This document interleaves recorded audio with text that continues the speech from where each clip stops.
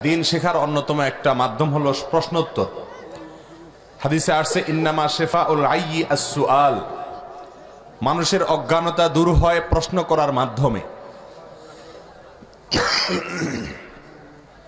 আল্লাহ তাআলা কোরআনে বলেছেন ফাসআলু আহলা যিকরি ইন কুনতুম লা তা'লামুন, তোমরা যদি না জানো তাহলে আহলে ইলম ওলামাদের কাছে প্রশ্ন করো, জিজ্ঞাসা করো। এই জন্য প্রশ্ন করে দিন শিখতে হয়, দিন সম্পর্কে জানতে হয়। বক্তার ওয়াজ হয় বক্তার মন মতো, আর প্রশ্নোত্তর হয় শ্রোতার প্রয়োজন মতো। আপনারা আপনাদের প্রশ্নগুলা দিছেন, সেগুলোর উত্তর আসবে, তার মানে টপিক এবং বিষয় আপনারা বাছাই করে দিছেন। অতএব সাধারণ ঢালা ওয়াজের চাইতে এই প্রশ্নোত্তরের গুরুত্ব অনেক বেশি। আমরা কতটুকু পারবো জানি না, অনেক বেশি প্রশ্ন আসছে, তারপরে চেষ্টা করি যতটুকু সম্ভব হয়। আল্লাহ তাআলা তৌফিক দান করুন। প্রথম আমার কাছে যে প্রশ্নটি আছে আমি দেখছি এখানে লেখা আছে, আজানের সময় যখন আশহাদু আন্না মুহাম্মাদুর রাসূলুল্লাহ বলা হয়, উত্তরে সাল্লাল্লাহু আলাইহি সাল্লাম বলা যায় কি না? আপনারা কি বলেন? আশহাদু আন্না মুহাম্মাদুর রাসূলুল্লাহ যখন আজানে বলা হবে তখন আমরা জবাবে কি বলবো? সাল্লাল্লাহু আলাইহি সাল্লাম। বেশিরভাগ মানুষ এই উত্তর দিয়েছেন এবং উত্তরটা ভুল। উত্তরটা কি? ভুল। আশহাদু আন্না মুহাম্মাদুর রাসূলুল্লাহ যখন বলবেন মুয়াজ্জিন সাহেব, তখন জবাবে আপনাকে হুবহু সেটাই বলতে হবে। জবাবে কি বলতে হবে? আশহাদু আন্না মুহাম্মাদান রাসূলুল্লাহ। মন মতো কথা চলবে না, দলিল ছাড়া কথা হবে না। দলিল কি? সহিহ মুসলিম আজান অধ্যায়, কিতাবের নাম কি?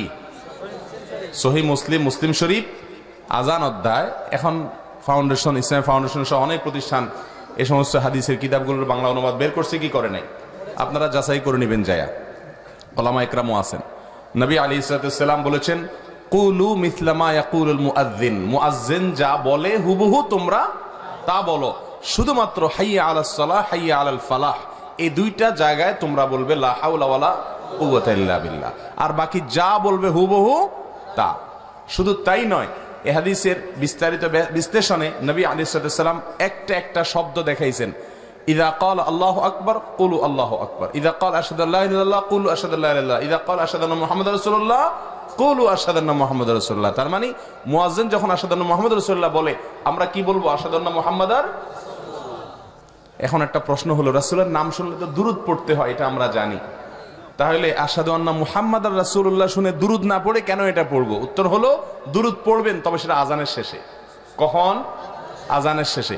তাহলে দুরূদও হইল, আজানের জবাবও হইল, দুইটাই হয়ে গেল। কথা কি বুঝে আসছে? আজানের শেষে দুরূদ পড়া বিশুদ্ধ হাদিস দ্বারা প্রমাণিত।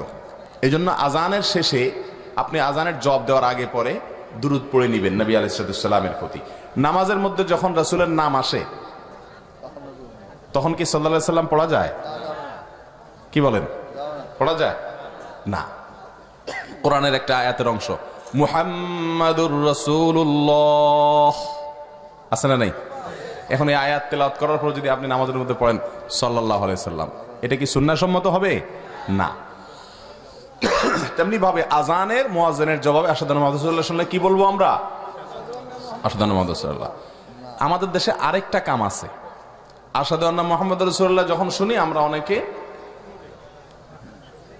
চুমা খেয়ে আঙ্গুলে তারপরে চোখে মুছি, তাই না? এটা রাসূলের মহব্বতে করি আর চোখের মহব্বতেও করি। চোখের মহব্বত বুঝেননি? অনেকে মনে করে এইভাবে করলে চোখ ভালো হয়ে যায়। কথা বুঝছেন? এটা বিশুদ্ধ কোনো হাদিস দ্বারা প্রমাণিত না ভাই। তবে হ্যাঁ, কোন কোন কিতাবে আছে, এগুলোর কোনো হাদিস দ্বারা কোনো গ্রহণযোগ্য ভিত্তি পাওয়া যায় না। নবী আলাইহিস সালাম শিক্ষা দিয়েছেন মুয়াজ্জিনের আজানের জবাব দিতে। আপনি তখন চুমার কাজে ব্যস্ত থাকলে জবাব কখন দিবেন? কথা বুঝতে পারছেন? হ্যাঁ, নবীর মহব্বত ভালোবাসা অবশ্যই না থাকলে ইমানই থাকবে না। কিন্তু ওই সময় চুমা না দিয়া নবী যেটা বলছে সেটা করতে হবে। আপনার বাপে আপনাকে একটা নির্দেশ দিছে, এখন বাবার নির্দেশ না মেনে আপনি মহব্বত জাহির করার জন্য আরেকটা করতেছেন, বেশি ভালো সাজতেছেন, এটা থেকে বাবা খুশি হবে? তাহলে রাসূলের নির্দেশ আজানের জবাব দিতে হবে, ওইটা না দিয়া চুমাচুমি করলে ফায়দা হবে না।